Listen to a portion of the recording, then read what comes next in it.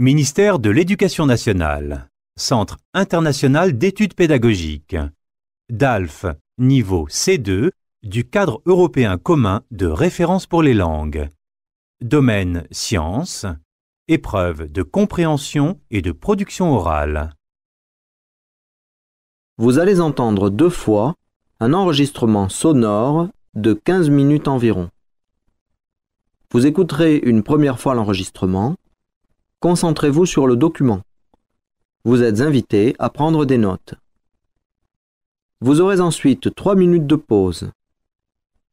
Vous écouterez une deuxième fois l'enregistrement. Vous aurez alors 1 heure pour préparer votre intervention. Cette intervention se fera en 3 parties. Présentation du contenu du document sonore, développement personnel à partir de la problématique proposée dans la consigne, débat avec le jury. Première écoute. Les médecins et les patients dans la même galère. La médecine moderne, dominée par le marché, serait à l'origine de relations totalement bouleversées entre médecins et patients, entraînant un écart de plus en plus grand entre les sciences biomédicales et le soin individualisé. Tel est en tout cas le postulat de mon invité, qui est médecin généraliste, enseignant à l'université, écrivain, passionné d'histoire des sciences et d'anthropologie, et qui est l'auteur aux éditions Le Pommier des nouveaux paradoxes de la médecine. Luc Perrineau, bonjour. Bonjour. Merci d'être avec nous aujourd'hui. C'est quoi au fond un médecin généraliste aujourd'hui ? Alors on va essayer de faire simple, de trouver une métaphore. C'est celui qui est le plus apte à faire la passerelle entre les sciences biomédicales et le soin individualisé. Voilà, le soin clinique ? Le soin individualisé, c'est-à-dire que j'adapte ma connaissance des sciences biomédicales actuelles, qui sont, comme vous le savez, qui ont fait d'énormes progrès. Oui. Je l'adapte au cas qui est devant moi et je tiens compte de l'expertise que j'ai moi, de la clinique et de l'expertise de l'individu que j'ai en tant que praticien. J'ai une expertise de l'individu. Et je dois faire la passerelle entre les deux. Entre les deux, empêcher que l'un déborde sur l'autre et que l'autre déborde sur l'un. C'est un art difficile. Oui. Alors justement, pourquoi est-ce que vous mettez les médecins et les patients dans la même galère, Luc Perrineau ? Alors, les patients, se plaignent du manque d'individualisation du soin. C'est la plainte, j'allais dire, constante. Quoi que vous lisiez sur la médecine, tous les essais que vous lisiez sur la médecine, c'est effectivement cette séparation qu'il y a entre le soin individualisé et les sciences biomédicales. Ils s'en plaignent. Mais les patients ne sont pas les seuls, en fait. Les médecins aussi. Les médecins se rendent compte que justement, il est de plus en plus difficile de retrouver son patient au niveau d'une vérité scientifique. Donc, la souffrance est la même des deux côtés du stéthoscope, comme je dis souvent. Alors, la souffrance des médecins, on peut pas la comparer à celle du patient, bien sûr, qui lui est un profane. Et puis, le médecin, il compense cette souffrance parce que ça lui rapporte. C'est son avantage. Voilà, c'est son avantage. C'est cette difficulté qu'il y a, cette multiplication des actes, lui rapporte financièrement. Donc, il est plus discret, sans doute, dans sa contestation du système, tout simplement parce qu'il y a un avantage. Il faut être réaliste dans la vie, il faut aussi dire les choses comme elles sont. Donc, mais les deux, il y a une souffrance des deux côtés. Et c'est d'ailleurs sans doute parce que le médecin est subordonné de fait à cette prépondérance du marché, à cette prépondérance des biais. Ça, c'est vraiment la raison principale qui explique cette situation aujourd'hui de la médecine moderne ? Je pense que là, on est arrivé à un point critique. On est arrivé à un point critique sur la prépondérance du marché dans la formation de la pensée médicale. Non pas seulement dans la pensée, dans la formation de la pensée médicale. Alors justement, l'idée de l'histoire des sciences, c'est de pouvoir dérouler un peu le fil pour comprendre pourquoi on en est arrivé là aujourd'hui. Parce qu'il y a beaucoup d'enseignements dans cette histoire. Oui, évidemment. Pourquoi on en est arrivé là ? Alors là, c'est vraiment du travail d'historien. En tout cas, moi, je vois quelques raisons majeures. Il faut essayer de se placer. Alors, je simplifie l'histoire. Évidemment, quand on fait de l'histoire, on résume beaucoup. Il faut simplifier avant ce que les historiens appellent la révolution pastorienne et après. Alors, révolution pastorienne, ça englobe, en gros, pendant Pasteur puis après, puisque j'inclus les antibiotiques dedans, vaccins, hygiène, antibiotiques. Ça, c'est la grande triade magique qui a fait que la médecine est passée de l'ère préhistorique à l'ère moderne, soyons clairs. Hein. Et donc, cette triade a fait gagner, en gros, 20 années d'espérance moyenne de vie à la naissance à tous les peuples occidentaux. Et donc là, c'était assez clair, on avait trouvé la cause principale des maux. C'était des ennemis externes. Très identifiables. Identifiables, on les a identifiés, Pasteur les a identifiés, beaucoup d'autres, Koch, tout le monde les a identifiés. Et puis après ça, la médecine, c'était le miracle. Les gens ont commencé à croire à la médecine. Et puis après, la médecine s'est presque trouvée face à une crise d'identité. Qu'est-ce qu'on va faire maintenant ? Et donc tout s'est inversé. Avant, c'était les patients qui apportaient leurs plaintes, leurs souffrances, leurs blessures aux médecins, à la médecine. Ils apportaient leurs plaies de guerre, ils apportaient ça. Et après, ça s'est fait en quelques années, le paradigme, pour employer un grand mot, enfin, tout s'est inversé. C'est la médecine qui a apporté des sujets de plainte aux patients. Il faut insister là-dessus parce que c'est une inversion complète. Aujourd'hui, ce ne sont plus les maladies qui créent la médecine, c'est la médecine qui crée les maladies. Je simplifie un peu, assez grossier, excusez-moi, on a peu de temps. Et donc, tout s'est inversé. Donc aujourd'hui, on confond encore facteurs de risque et maladie. Ça n'est pas la même chose. Vous parlez ensuite d'une véritable crise identitaire de la médecine après cette période. Pourquoi exactement ? Alors, si vous voulez, les médecins qui avaient, on va dire en gros, toujours été moqués, parce que finalement ils échouaient tout le temps. Hein. Si on lit l'histoire de la médecine, c'est un peu lamentable, même comme la médecine échouait tout le temps. Alors quand je dis médecine, je ne dis pas chirurgie, hein, c'est un peu différent. Hein. La médecine seule ne réussissait pas, et ils étaient moqués. Et là, il s'est quand même passé quelque chose qui était extraordinaire, c'est que là, du jour au lendemain, on a quand même enrayé les plus graves maladies, on a contribué à l'hygiénisme, à l'hygiène, et donc l'histoire pouvait s'achever. Hein, l'histoire pouvait s'achever. On avait vaincu tout ce dont on avait le plus peur. Et donc, il fallait trouver autre chose. Donc, c'est un peu une crise identitaire. J'exagère peut-être en disant ça, mais maintenant, on va chercher les moyens de vivre encore plus et encore mieux, encore plus longtemps. Et ça, c'était pas évident. Donc, il fallait trouver. Et à ce moment-là, il s'est passé quelque chose qui a débordé les médecins, je crois. C'est une énorme révolution technologique. Donc là, on se place en gros au milieu du XXe siècle. Voilà, milieu.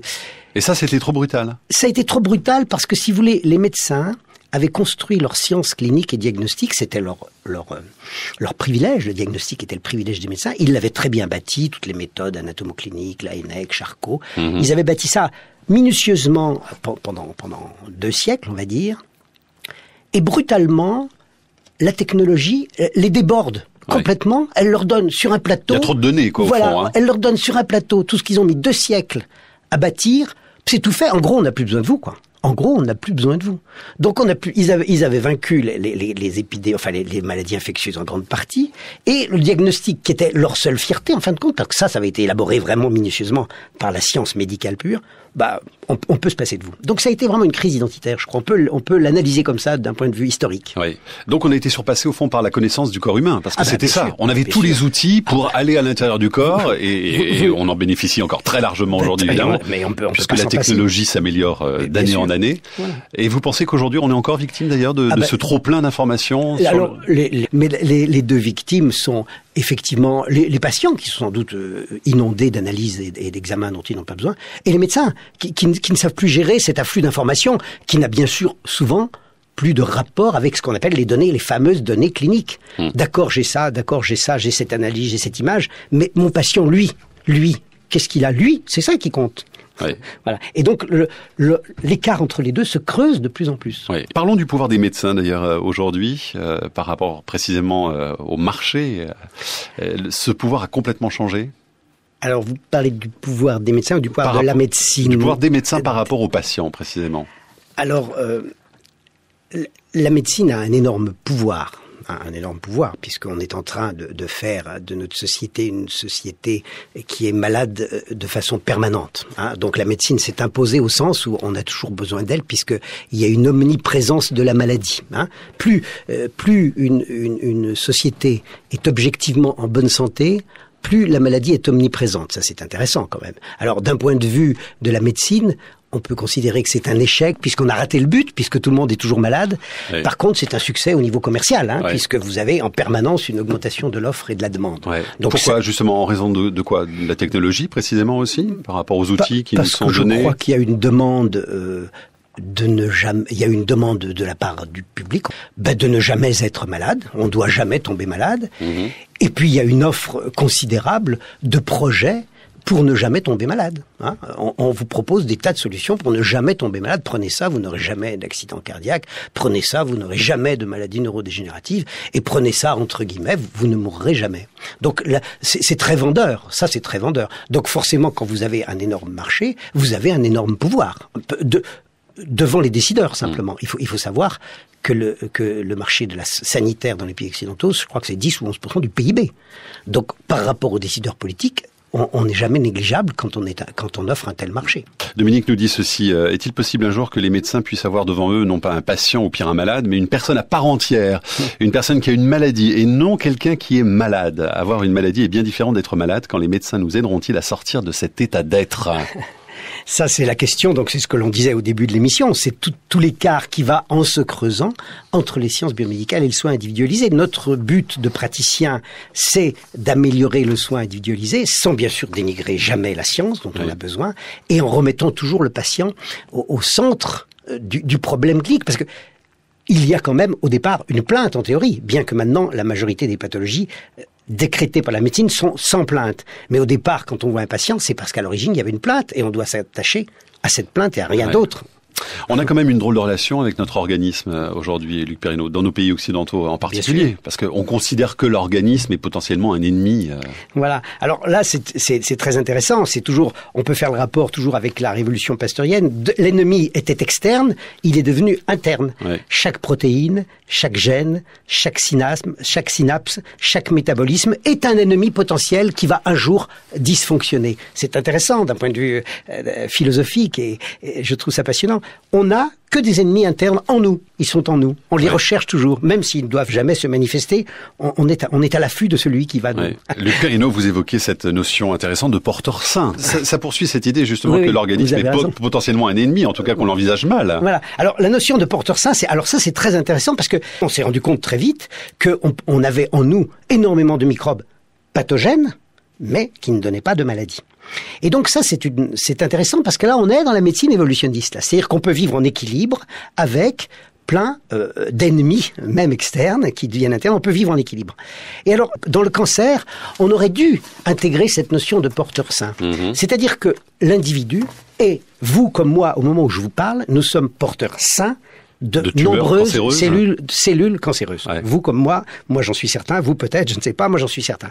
Nous sommes porteurs de cellules cancéreuses, mais nous sommes des porteurs sains de cellules cancéreuses. Donc c'est intéressant d'intégrer cette notion. Ouais. On peut être porteur sain. Est-ce qu'on admet cette idée aujourd'hui? Les médecins comme les patients, d'ailleurs, on a du mal à admettre ça. Ça, c'est très difficile à faire admettre. Quand on dit ça, on passe pour un marginal, on passe pour un irresponsable, comme on m'a dit souvent, parce que si on dénigre l'idée que le cancer, à partir du moment où il a mis sa première cellule dans l'organisme, va irrémédiablement et inéluctablement entraîner une mort atroce dans les mois ou années qui suivent, si on conteste cette idée, on est un irresponsable. Alors qu'au contraire, il faut se dire, mais non, soyons sereins par rapport à ça. Nous sommes un organisme qui est un écosystème complexe lui-même et qui est porteur sain de beaucoup de choses potentiellement dangereuses, comme des microbes, des cellules cancéreuses. Alors là, il y a un vrai problème éthique avec ça, avec les outils d'ailleurs, parce que avec le dépistage précoce et le fait de pouvoir de plus en plus précocement détecter des cellules cancéreuses, alors que peut-être que ces cellules ne développeront jamais de pathologie grave, on est face à un vrai problème. Parce que est-ce qu'il faut informer les gens très tôt, et en tout cas les outils le permettent aujourd'hui? Alors je dirais que par rapport à ça, on est devant un problème absolument insoluble. Pour des raisons politiques, éthiques, démagogiques, commerciales, mercatiques, tout ce que vous voulez. Mon petit cerveau n'y suffira pas, j'y arriverai pas. Vous avez peut-être des pistes à nous livrer quand même. J'ai des pistes, mais... il y a surtout des exemples très particuliers. On est devant un problème insoluble parce que vous ne pouvez pas faire comprendre à quelqu'un, et c'est toujours très douloureux même par rapport aux patients de dire ça, quelqu'un par exemple qui a eu un dépistage du cancer du sein, on va dire, les plus emblématiques, ou de la prostate, peu importe. On lui a trouvé des cellules cancéreuses dans son organe, dans son sein, dans sa prostate. On lui a enlevé, ce qu'il fallait faire, évidemment. Une fois qu'on les a trouvées, il vaut mieux les enlever, c'est normal. Et il n'a plus rien et il se considère comme guéri.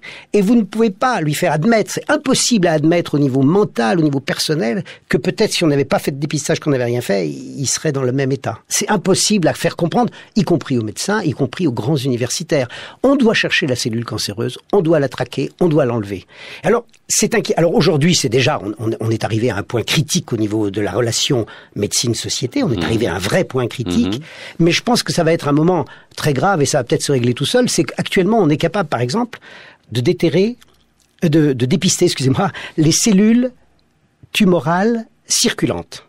C'est-à-dire dans le sang. C'est-à-dire qu'on va vous faire une prise de sang au laboratoire, c'est déjà pratiquement opérationnel, pas tout à fait, mais presque, et on va trouver les cellules cancéreuses circulantes. C'est-à-dire qu'en gros, je peux vous prédire à peu près avec certitude que dans moins de 20 ans, il n'y aura plus une personne vivante dans ce pays qui ne sera pas porteuse d'un cancer. Ouais. Donc là, il faudra peut-être prendre une décision au niveau de notre sécurité sociale pour pas se mettre à donner de la chimiothérapie à tous ces gens-là. Là, on aura un problème financier qui va apparaître. C'est un problème crucial aujourd'hui. C'est un problème majeur. Mais il y a derrière ça aussi un pouvoir marchand considérable. Et le plus mauvais aspect de nos démocraties, hélas, qui est la démagogie. Le plan cancer, c'est très démagogique, on peut pas s'en passer. Imaginez qu'on dise on arrête les dépistages de masse aujourd'hui, ce qui serait scientifiquement sans doute pas une mauvaise chose, j'ose pas dire une bonne, mais je dirais pas une mauvaise, mais d'un point de vue politique démagogique, c'est inacceptable. Merci Luc Perrineau pour ce mot de fin de cette émission. Bon retour à Lyon, merci d'être venu. Fin de la première écoute. Deuxième écoute dans 3 minutes. Seconde écoute. Les médecins et les patients dans la même galère. La médecine moderne, dominée par le marché, serait à l'origine de relations totalement bouleversées entre médecins et patients, entraînant un écart de plus en plus grand entre les sciences biomédicales et le soin individualisé. Tel est en tout cas le postulat de mon invité, qui est médecin généraliste, enseignant à l'université, écrivain, passionné d'histoire des sciences et d'anthropologie, et qui est l'auteur aux éditions Le Pommier des nouveaux paradoxes de la médecine. Luc Perrineau, bonjour. Bonjour. Merci d'être avec nous aujourd'hui. C'est quoi au fond un médecin généraliste aujourd'hui ? Alors on va essayer de faire simple, de trouver une métaphore. C'est celui qui est le plus apte à faire la passerelle entre les sciences biomédicales et le soin individualisé. Voilà, le soin clinique ? Le soin individualisé, c'est-à-dire que j'adapte ma connaissance des sciences biomédicales actuelles, qui sont, comme vous le savez, qui ont fait d'énormes progrès, oui. Je l'adapte au cas qui est devant moi, et je tiens compte de l'expertise que j'ai moi, de la clinique et de l'expertise de l'individu que j'ai en tant que praticien. J'ai une expertise de l'individu. Et je dois faire la passerelle entre les deux. Entre les deux, empêcher que l'un déborde sur l'autre et que l'autre déborde sur l'un. C'est un art difficile. Ouais. Alors justement, pourquoi est-ce que vous mettez les médecins et les patients dans la même galère, Luc Perrineau ? Alors, les patients, se plaignent du manque d'individualisation du soin. C'est la plainte, j'allais dire, constante. Quoi que vous lisiez sur la médecine, tous les essais que vous lisiez sur la médecine, c'est effectivement cette séparation qu'il y a entre le soin individualisé et les sciences biomédicales. Ils s'en plaignent. Mais les patients ne sont pas les seuls, en fait. Les médecins aussi. Les médecins se rendent compte que justement, il est de plus en plus difficile de retrouver son patient au niveau d'une vérité scientifique. Donc, la souffrance est la même des deux côtés du stéthoscope, comme je dis souvent. Alors, la souffrance des médecins, on peut pas la comparer à celle du patient, bien sûr, qui lui est un profane. Et puis, le médecin, il compense cette souffrance parce que ça lui rapporte. C'est son avantage. Voilà, c'est son avantage. C'est cette difficulté qu'il y a, cette multiplication des actes, lui rapporte financièrement. Donc, il est plus discret, sans doute, dans sa contestation du système, tout simplement parce qu'il y a un avantage. Il faut être réaliste dans la vie, il faut aussi dire les choses comme elles sont. Donc, mais les deux, il y a une souffrance des deux côtés. Et c'est d'ailleurs sans doute parce que le médecin est subordonné de fait à cette prépondérance du marché, à cette prépondérance des biais. Ça, c'est vraiment la raison principale qui explique cette situation aujourd'hui de la médecine moderne ? Je pense que là, on est arrivé à un point critique. On est arrivé à un point critique sur la prépondérance du marché dans la formation de la pensée médicale. Non pas seulement dans la pensée, dans la formation de la pensée médicale. Alors justement, l'idée de l'histoire des sciences, c'est de pouvoir dérouler un peu le fil pour comprendre pourquoi on en est arrivé là aujourd'hui. Parce qu'il y a beaucoup d'enseignements dans cette histoire. Oui, évidemment. Pourquoi on en est arrivé là ? Alors là, c'est vraiment du travail d'historien. En tout cas, moi, je vois quelques raisons majeures. Il faut essayer de se placer. Alors, je simplifie l'histoire. Évidemment, quand on fait de l'histoire, on résume beaucoup. Il faut simplifier avant ce que les historiens appellent la révolution pastorienne et après. Alors, révolution pastorienne, ça englobe, en gros, pendant Pasteur puis après, puisque j'inclus les antibiotiques dedans, vaccin, hygiène, antibiotiques. Ça, c'est la grande triade magique qui a fait que la médecine est passée de l'ère préhistorique à l'ère moderne, soyons clairs. Hein. Et donc, cette triade a fait gagner, en gros, 20 années d'espérance moyenne de vie à la naissance à tous les peuples occidentaux. Et donc là, c'était assez clair, on avait trouvé la cause principale des maux. C'était des ennemis externes. Très identifiables. Identifiables, on les a identifiés, Pasteur les a identifiés, beaucoup d'autres, Koch, tout le monde les a identifiés. Et puis après ça, la médecine, c'était le miracle. Les gens ont commencé à croire à la médecine. Et puis après, la médecine s'est presque retrouvée face à une crise d'identité. Qu'est-ce qu'on va faire maintenant ? Et donc, tout s'est inversé. Avant, c'était les patients qui apportaient leurs plaintes, leurs souffrances, leurs blessures aux médecins, à la médecine. Ils apportaient leurs plaies de guerre, ils apportaient ça. Et après, ça s'est fait en quelques années, le paradigme, pour employer un grand mot, enfin, tout s'est inversé. C'est la médecine qui a apporté des sujets de plainte aux patients. Il faut insister là-dessus parce que c'est une inversion complète. Aujourd'hui, ce ne sont plus les maladies qui créent la médecine, c'est la médecine qui crée les maladies. Je simplifie un peu, assez grossier, excusez-moi, on a peu de temps. Et donc, tout s'est inversé. Donc aujourd'hui, on confond encore facteurs de risque et maladie. Ça n'est pas la même chose. Vous parlez ensuite d'une véritable crise identitaire de la médecine après cette période. Pourquoi exactement ? Alors, si vous voulez, les médecins qui avaient, on va dire en gros, toujours été moqués, parce que finalement ils échouaient tout le temps. Hein. Si on lit l'histoire de la médecine, c'est un peu lamentable, même comme la médecine échouait tout le temps. Alors quand je dis médecine, je ne dis pas chirurgie, hein, c'est un peu différent. Hein. La médecine seule ne réussissait pas, et ils étaient moqués. Et là, il s'est quand même passé quelque chose qui était extraordinaire, c'est que là, du jour au lendemain, on a quand même enrayé les plus graves maladies, on a contribué à l'hygiénisme, à l'hygiène, et donc l'histoire pouvait s'achever. Hein, l'histoire pouvait s'achever. On avait vaincu tout ce dont on avait le plus peur. Et donc, il fallait trouver autre chose. Donc, c'est un peu une crise identitaire, j'exagère peut-être en disant ça, mais bon, maintenant, on va chercher les moyens de vivre encore plus et encore mieux, encore plus longtemps. Et ça, c'était pas évident, donc il fallait trouver. Et à ce moment-là, il s'est passé quelque chose qui a débordé les médecins, je crois. Qui a débordé les médecins. C'est une énorme révolution technologique. Donc là, on se place en gros au milieu du XXe siècle. Voilà, milieu. Et ça, c'était trop brutal. Ça a été trop brutal parce que, si vous voulez, les médecins avaient construit leur science clinique et diagnostique. C'était leur privilège. Le diagnostic était le privilège des médecins. Ils l'avaient très bien bâti, toutes les méthodes anatomocliniques, Laennec, Charcot. Ils avaient bâti ça minutieusement pendant 2 siècles, on va dire. Et brutalement, la technologie les déborde complètement. Elle leur donne sur un plateau... Il y a trop de données, quoi, au fond. Hein. Elle leur donne sur un plateau tout ce qu'ils ont mis 2 siècles à bâtir. C'est tout fait. En gros, on n'a plus besoin de vous, quoi. En gros, on n'a plus besoin de vous. Donc, ils avaient vaincu les épidémies, enfin les maladies infectieuses en grande partie, et le diagnostic qui était leur seule fierté, en fin de compte, parce que ça avait été élaboré vraiment minutieusement par la science médicale pure. On peut se passer de vous. Donc, ça a été vraiment une crise identitaire, je crois. On peut l'analyser comme ça d'un point de vue historique. Oui.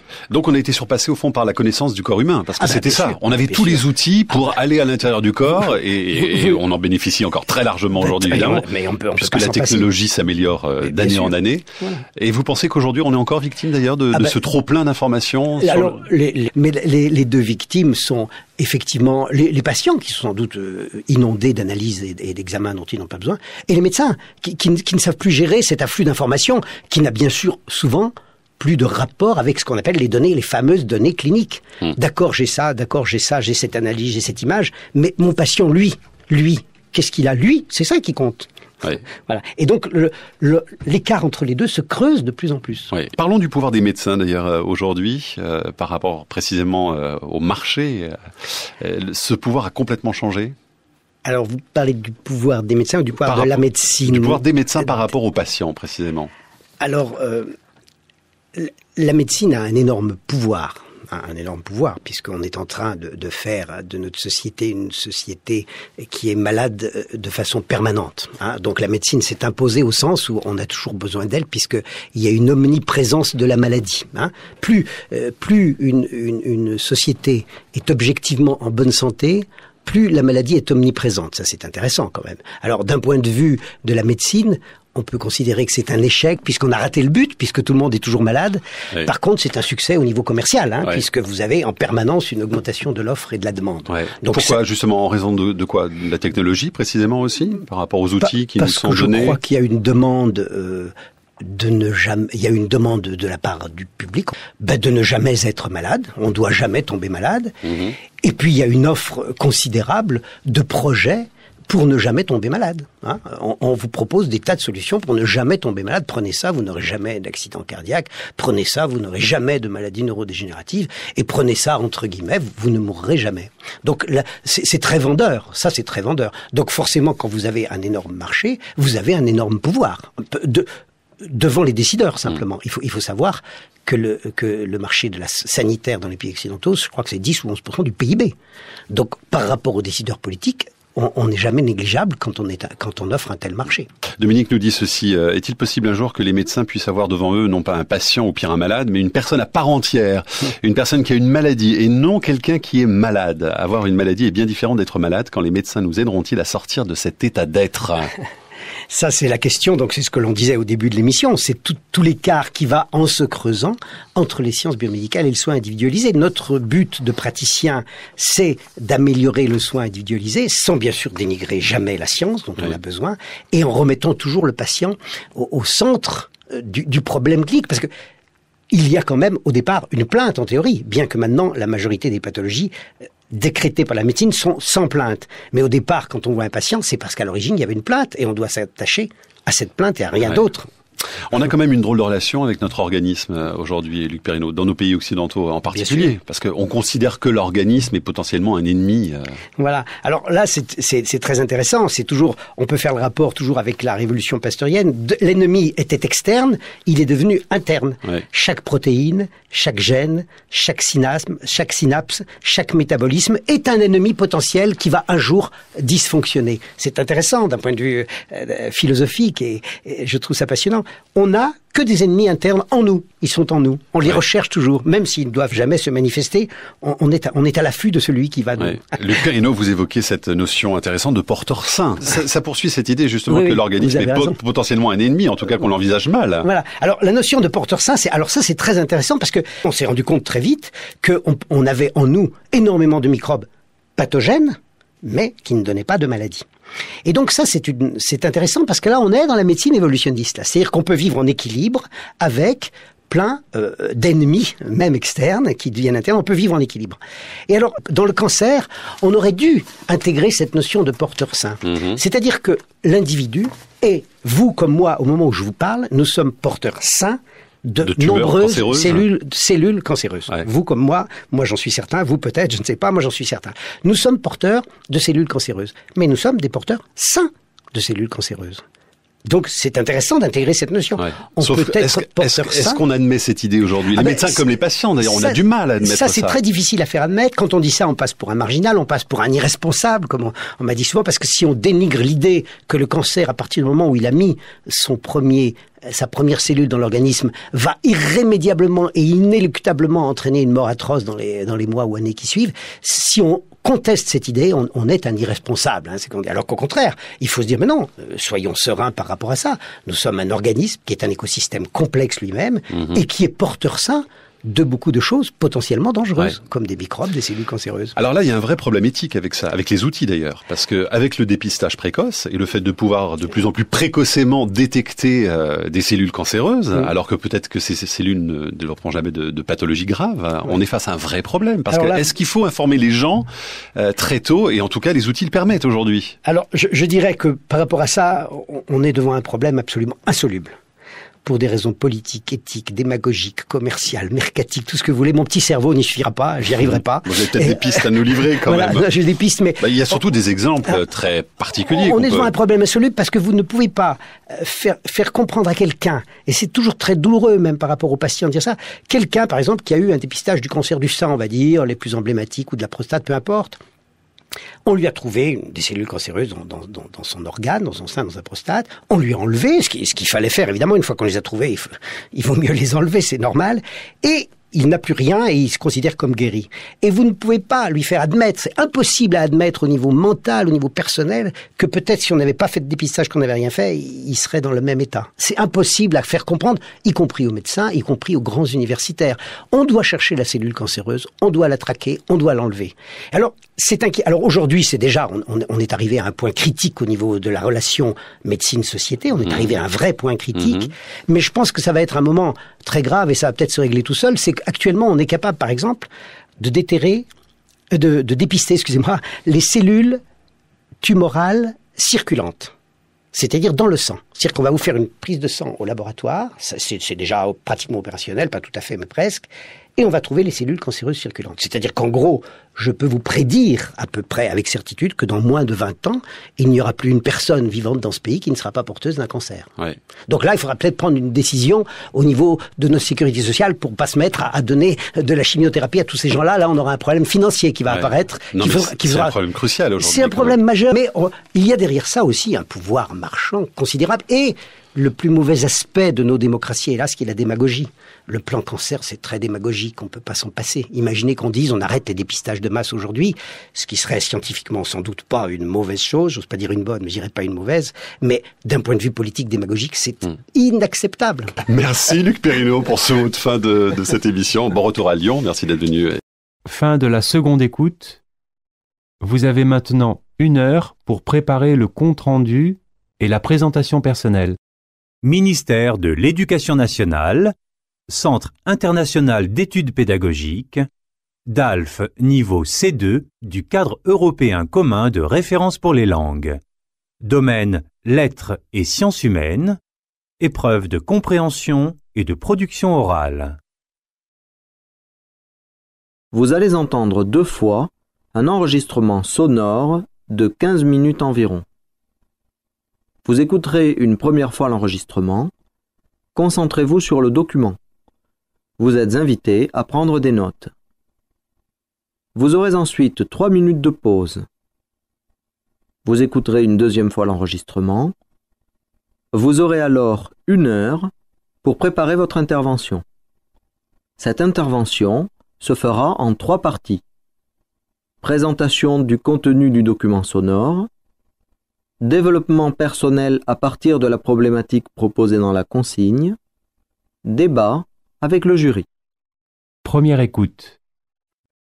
Bonjour à tous, bienvenue dans Rue des Écoles, le rendez-vous de l'éducation de France Culture. Aujourd'hui, la classe inversée, une innovation pédagogique qui rencontre un succès presque sans précédent. On va vous expliquer de quoi il s'agit et tenter de comprendre ce que signifie ce succès. Héloïse Dufour, bonjour. Bonjour. Vous êtes biologiste, militante passionnée de cette pédagogie. Vous allez nous expliquer pourquoi le sujet vous passionne. J'ajoute que vous êtes aussi fondatrice d'une association Inversons la classe. Vincent Chaillet, bonjour. Bonjour. Vous êtes professeur agrégé de sciences de la vie et de la terre. Vous enseignez au lycée d'Orient à Paris, dans le 11e arrondissement. Et puis, vous menez aussi une activité de recherche en sciences de l'éducation, notamment sur la question de la classe inversée. C'est pour ça que vous êtes avec nous aujourd'hui. Héloïse Dufour, donc je le disais, vous êtes biologiste. C'est parce que vous avez passé beaucoup de temps aux États-Unis ces dernières années que vous avez été sensibilisée à la classe inversée, une pédagogie qui est très répandue outre-Atlantique. Tout à fait. Donc j'ai passé ces 6 dernières années aux États-Unis et puis là j'ai entendu parler de la classe inversée par mes activités d'enseignement et elle m'a intéressée pour 2 raisons principales. La première, c'est que ça me paraît être un moyen facilement transmissible de dépasser un enseignement transmissible. Et puis en outre, ça me paraît être un moyen prometteur pour lutter contre les inégalités et le décrochage scolaire. Et comme vous le disiez, aux États-Unis, c'est vraiment quelque chose qui se répand à la vitesse de l'éclair. Donc, on reprend la définition de la classe inversée, c'est donc apprendre hors de la classe et faire les exercices avec l'enseignant, ce qui permet de mettre tous les élèves en activité.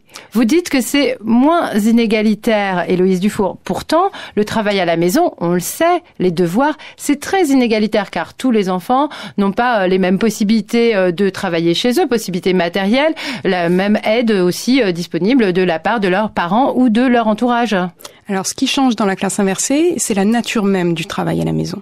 C'est-à-dire que dans un enseignement traditionnel, ce qu'on va demander aux élèves à la maison, c'est de faire des exercices qui peuvent être problématiques, même s'ils ont l'aide des parents, et on sait que même dans les familles plus ou moins en difficulté, il y a un investissement des parents important. Il peut y avoir problème de compréhension de l'énoncé, par exemple, alors que dans une classe inversée, l'idée c'est de faire un travail à la maison qui est uniquement de regarder des leçons par exemple, ou de vraiment préparer le cours. C'est un travail qui est simple et qui ne demande pas de capacité spécifique des parents ou d'enseignants privés par exemple. Donc moi, ce que j'ai fait, c'est que j'ai interviewé un certain nombre d'enseignants qui mettent en pratique la classe inversée et il y en a un certain nombre qui justement se saisissent des nouvelles technologies pour vérifier que le travail à la maison a été fait.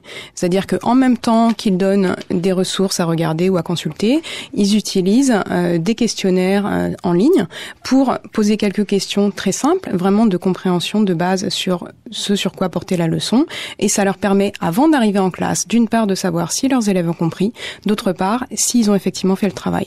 Et pour les élèves, le fait de savoir que le prof sait, je trouve ça pratiquement terrifiant, mais ça fait partie des possibilités des nouvelles technologies. Ça peut être aussi, oui, considéré comme une limite parce que le contrôle devient, ma foi, très important.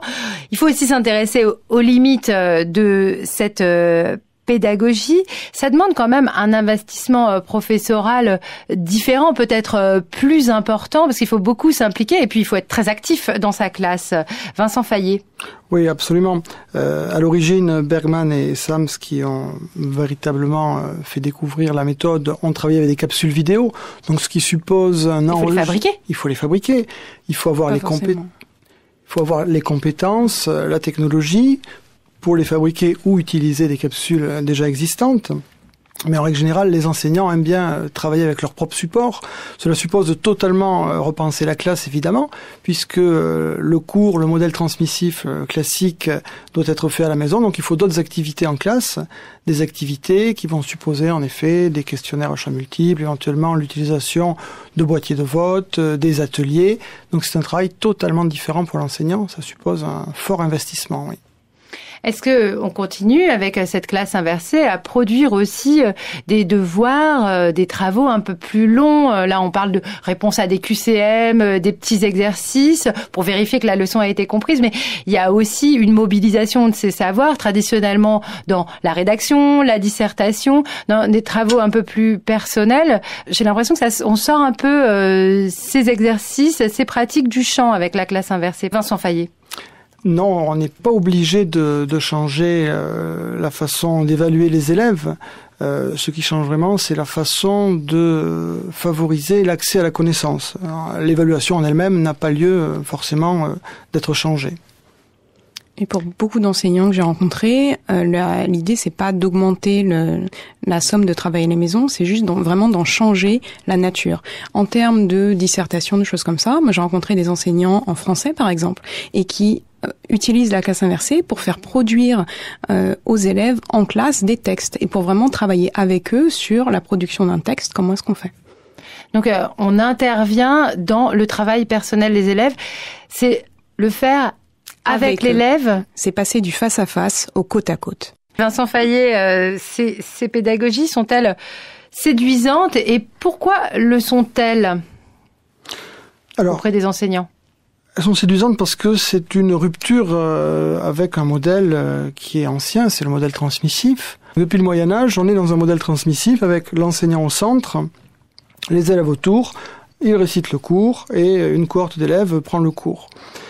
Donc l'idée de la classe inversée, c'est de se positionner de façon très pragmatique où c'est l'élève qui est au centre de la réflexion, c'est l'élève qui va construire son savoir avec l'aide de l'enseignant et avec l'aide de ses camarades également. Donc c'est séduisant parce qu'on remet l'élève au centre de la classe. Une idée qui ne séduit pas tout le monde pourtant. Mais finalement, est-ce que la classe inversée, c'est abolir l'idée de transmission? Héloïse Dufour. Alors, je pense que c'est là qu'il faut préciser qu'il n'y a pas un type de classe inversée. Et je pense que c'est pour ça que la classe inversée marche aussi bien. On peut faire une classe inversée en restant dans le transmissif. On peut faire une classe inversée où c'est toujours l'enseignant qui donne les leçons à l'élève à apprendre, c'est toujours l'enseignant qui donne les exercices et simplement qui se contente d'aider les élèves en classe. Moi, je trouve que la classe inversée, c'est plus intéressant justement pour faire des tâches complexes, pour vraiment mettre l'élève en situation de production. Mais encore une fois, pourquoi est-ce que ça séduit tant de gens? Je pense que moi, tous les enseignants m'ont dit, c'est vraiment cette idée d'interaction avec les élèves. Les enseignants qui sont en classe inversée, ils parlent à tous leurs élèves tous les jours. Et là, on revient sur pourquoi est-ce que c'est un moyen de lutter contre le décrochage scolaire, par exemple. Parce que ça renforce vraiment les interactions entre les enseignants et les élèves. Interaction entre les élèves, on en a un peu parlé, et j'aimerais beaucoup qu'on y revienne. c'est finalement favoriser quelque chose qui est assez laissé de côté, c'est les pédagogies coopératives dans l'école française, pédagogies qui sont peut-être plus adaptées au monde actuel, au monde professionnel aussi, quel que soit le type de métier d'ailleurs auquel on se destine. Vincent Fayet. Disons que la coopération fait partie de l'arsenal pédagogique des élèves, surtout avec les nouvelles technologies. Une fois rentrés chez eux, les élèves que j'ai pu étudier au lycée d'Orient vont sur des plateformes, alors pas forcément les plateformes académiques type ENT, mais vont par exemple sur Facebook, ils coopèrent, ils s'échangent des informations sur les cours, sur les exercices. Donc la coopération est un mode de travail tout à fait normal pour ces élèves. Un mode de travail dont ils sont habituellement privés dans un enseignement transmissif. Donc le fait de leur redonner la parole, de réactiver quelque part une dialectique moderne où l'élève va donner son point de vue, essayer d'expliquer à son camarade ce qu'il pense, séduit tout à fait les élèves actuels.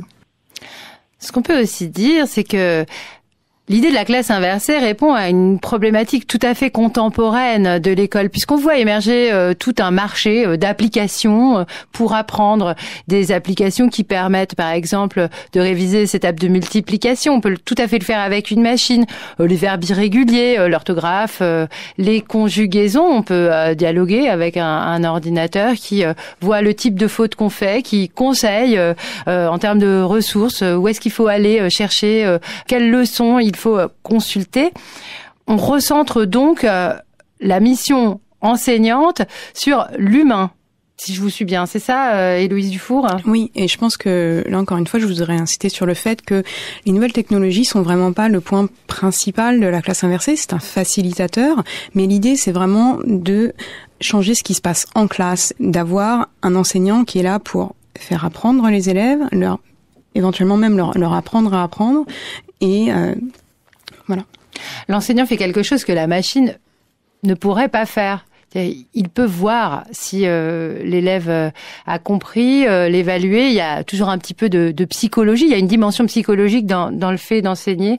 Vincent Fayet, qu'est-ce que vous pensez de cette idée ? Oui, on est loin de la machine à enseigner. On est vraiment, comme vous le soulignez, dans l'humain. Et on redonne la parole à l'élève. Et là, certes, les technologies ne sont pas forcément nécessairement présentes. On peut faire de la classe inversée sans technologie, mais on peut également la faire avec des technologies. Et là, je pense aux travaux d'Éric Mazur où il va travailler avec des boîtiers de vote, ce qui va permettre à des élèves qui habituellement ne s'exprimeraient pas, parce que ça c'est un problème, l'expression, de pouvoir donner leur avis, de pouvoir répondre, de pouvoir participer à la classe. Donc on modifie complètement la psychologie de l'élève au sein même du groupe classe. Et des fois, on a des surprises. On peut constater, je l'ai constaté moi-même, que des élèves qui pouvaient avoir l'air totalement effacés en fond de classe, eh bien, prenaient goût à la parole et prenaient goût à la dialectique et de façon à s'exprimer et à faire valoir leurs idées. Donc c'est très intéressant d'un point de vue psychologique. Vincent Fayet, sur finalement ces pédagogies qui peuvent se répandre sans contrôle institutionnel, sans cohérence aussi entre les enseignants. On est dans le bricolage, mais dans le bricolage, dans l'esprit de Lévi-Strauss, c'est-à-dire l'esprit noble du bricolage.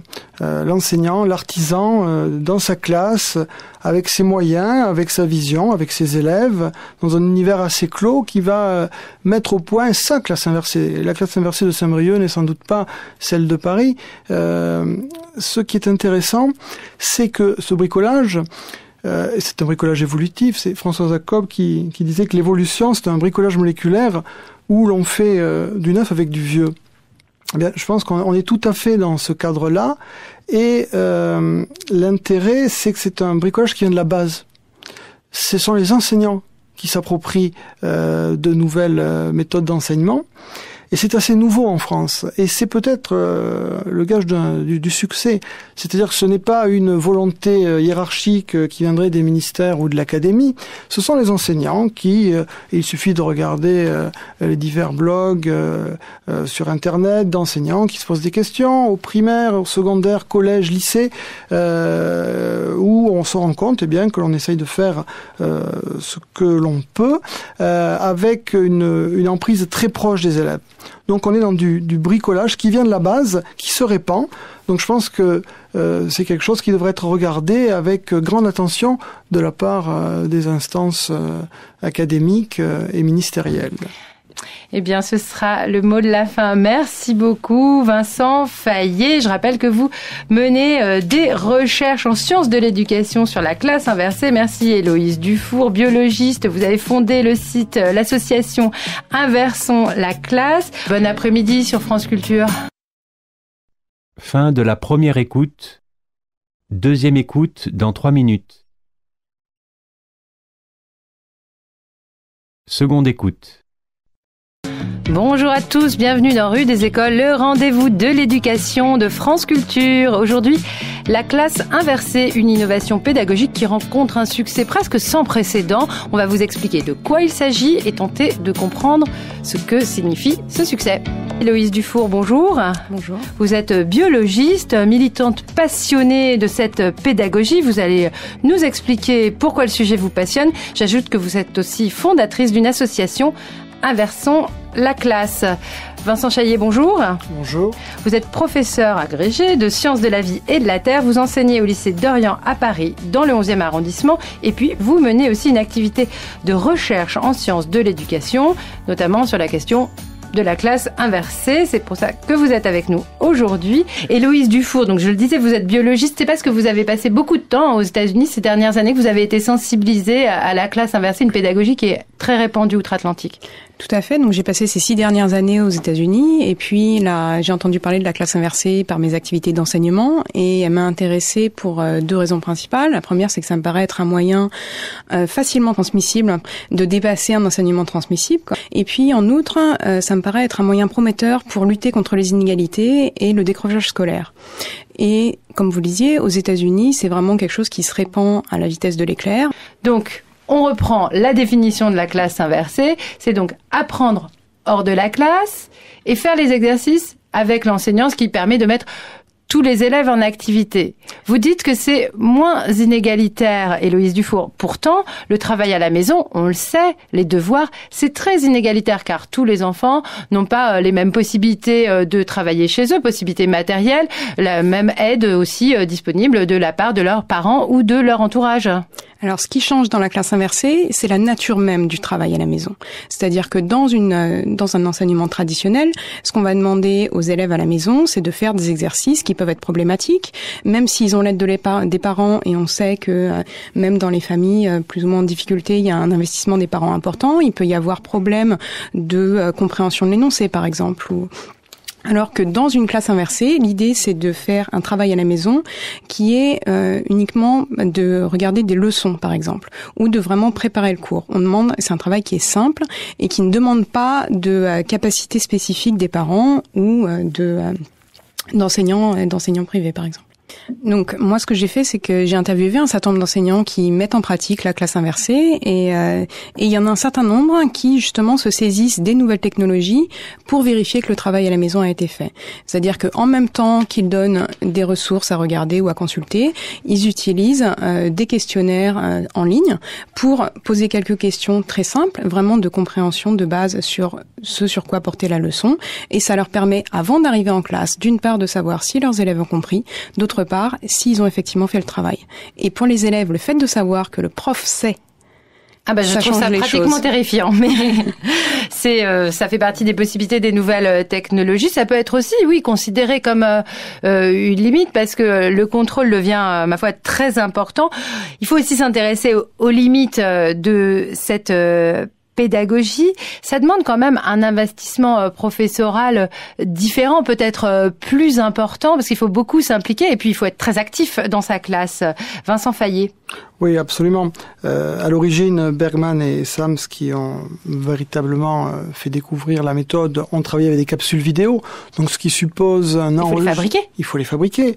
Il faut avoir les compétences, la technologie pour les fabriquer ou utiliser des capsules déjà existantes. Mais en règle générale, les enseignants aiment bien travailler avec leur propre support. Cela suppose de totalement repenser la classe, évidemment, puisque le cours, le modèle transmissif classique doit être fait à la maison. Donc il faut d'autres activités en classe, des activités qui vont supposer en effet des questionnaires à choix multiples, éventuellement l'utilisation de boîtiers de vote, des ateliers. Donc c'est un travail totalement différent pour l'enseignant. Ça suppose un fort investissement, oui. Est-ce que on continue avec cette classe inversée à produire aussi des devoirs, des travaux un peu plus longs? Là, on parle de réponse à des QCM, des petits exercices pour vérifier que la leçon a été comprise. Mais il y a aussi une mobilisation de ces savoirs traditionnellement dans la rédaction, la dissertation, dans des travaux un peu plus personnels. J'ai l'impression que on sort un peu ces exercices, ces pratiques du champ avec la classe inversée. Vincent Fayet. Non, on n'est pas obligé de changer la façon d'évaluer les élèves.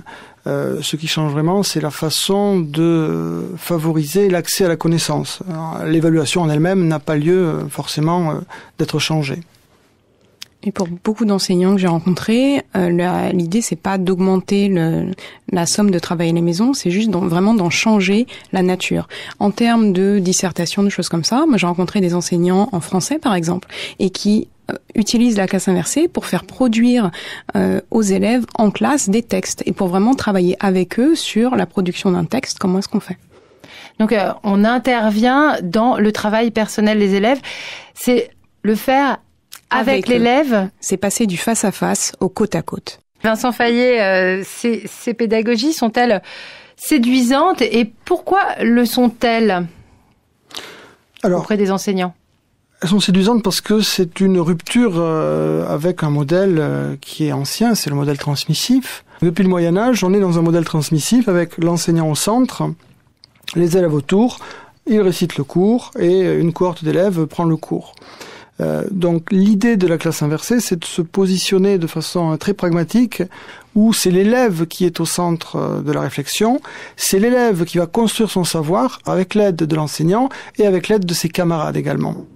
Donc c'est séduisant parce qu'on remet l'élève au centre de la classe. Une idée qui ne séduit pas tout le monde pourtant. Mais finalement, est-ce que la classe inversée, c'est abolir l'idée de transmission? Héloïse Dufour. Alors, je pense que c'est là qu'il faut préciser qu'il n'y a pas un type de classe inversée. Et je pense que c'est pour ça que la classe inversée marche aussi bien. On peut faire une classe inversée en restant dans le transmissif. On peut faire une classe inversée où c'est toujours l'enseignant qui donne les leçons à l'élève à apprendre, c'est toujours l'enseignant qui donne les exercices et simplement qui se contente d'aider les élèves en classe. Moi, je trouve que la classe inversée, c'est plus intéressant justement pour faire des tâches complexes, pour vraiment mettre l'élève en situation de production. Mais encore une fois, pourquoi est-ce que ça séduit tant de gens? Je pense que moi, tous les enseignants m'ont dit, c'est vraiment cette idée d'interaction avec les élèves. Les enseignants qui sont en classe inversée, ils parlent à tous leurs élèves tous les jours. Et là, on revient sur pourquoi est-ce que c'est un moyen de lutter contre le décrochage scolaire, par exemple. Parce que ça renforce vraiment les interactions entre les enseignants et les élèves. Interaction entre les élèves, on en a un peu parlé, et j'aimerais beaucoup qu'on y revienne.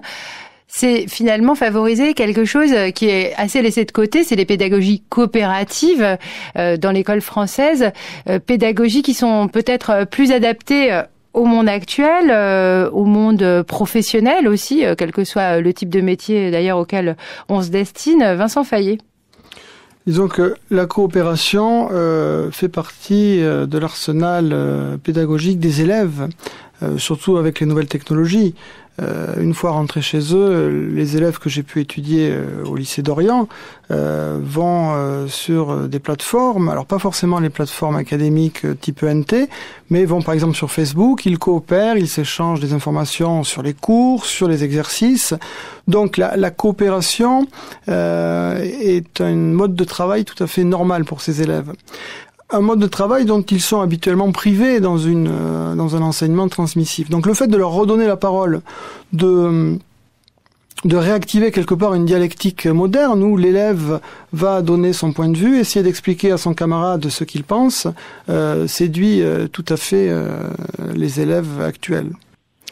Ce qu'on peut aussi dire, c'est que l'idée de la classe inversée répond à une problématique tout à fait contemporaine de l'école, puisqu'on voit émerger tout un marché d'applications pour apprendre, des applications qui permettent par exemple de réviser ces tables de multiplication. On peut tout à fait le faire avec une machine, les verbes irréguliers, l'orthographe, les conjugaisons. On peut dialoguer avec un ordinateur qui voit le type de faute qu'on fait, qui conseille en termes de ressources, où est-ce qu'il faut aller chercher, quelles leçons il faut consulter. On recentre donc la mission enseignante sur l'humain, si je vous suis bien. C'est ça, Héloïse Dufour ? Oui, et je pense que, là encore une fois, je voudrais insister sur le fait que les nouvelles technologies sont vraiment pas le point principal de la classe inversée, c'est un facilitateur, mais l'idée c'est vraiment de changer ce qui se passe en classe, d'avoir un enseignant qui est là pour faire apprendre les élèves, éventuellement même leur apprendre à apprendre, et voilà. L'enseignant fait quelque chose que la machine ne pourrait pas faire. Il peut voir si l'élève a compris, l'évaluer. Il y a toujours un petit peu de psychologie. Il y a une dimension psychologique dans le fait d'enseigner. Vincent Fayet, qu'est-ce que vous pensez de cette idée ? Oui, on est loin de la machine à enseigner. On est vraiment, comme vous le soulignez, dans l'humain. Et on redonne la parole à l'élève. Et là, certes, les technologies ne sont pas forcément nécessairement présentes. On peut faire de la classe inversée sans technologie, mais on peut également la faire avec des technologies. Et là, je pense aux travaux d'Éric Mazur où il va travailler avec des boîtiers de vote, ce qui va permettre à des élèves qui habituellement ne s'exprimeraient pas, parce que ça c'est un problème, l'expression, de pouvoir donner leur avis, de pouvoir répondre, de pouvoir participer à la classe. Donc on modifie complètement la psychologie de l'élève au sein même du groupe classe. Et des fois, on a des surprises. On peut constater, je l'ai constaté moi-même, que des élèves qui pouvaient avoir l'air totalement effacés en fond de classe, eh bien, prenaient goût à la parole et prenaient goût à la dialectique et de façon à s'exprimer et à faire valoir leurs idées. Donc c'est très intéressant d'un point de vue psychologique. Vincent Fayet, sur finalement ces pédagogies qui peuvent se répandre sans contrôle institutionnel, sans cohérence aussi entre les enseignants. On est dans le bricolage, mais dans le bricolage, dans l'esprit de Lévi-Strauss, c'est-à-dire l'esprit noble du bricolage. L'enseignant, l'artisan, dans sa classe, avec ses moyens, avec sa vision, avec ses élèves, dans un univers assez clos, qui va mettre au point sa classe inversée. La classe inversée de Saint-Brieuc n'est sans doute pas celle de Paris. Ce qui est intéressant, c'est que ce bricolage, c'est un bricolage évolutif. C'est François Jacob qui disait que l'évolution, c'est un bricolage moléculaire où l'on fait du neuf avec du vieux. Eh bien, je pense qu'on est tout à fait dans ce cadre-là. Et l'intérêt, c'est que c'est un bricolage qui vient de la base. Ce sont les enseignants qui s'approprient de nouvelles méthodes d'enseignement. Et c'est assez nouveau en France. Et c'est peut-être le gage du succès. C'est-à-dire que ce n'est pas une volonté hiérarchique qui viendrait des ministères ou de l'académie.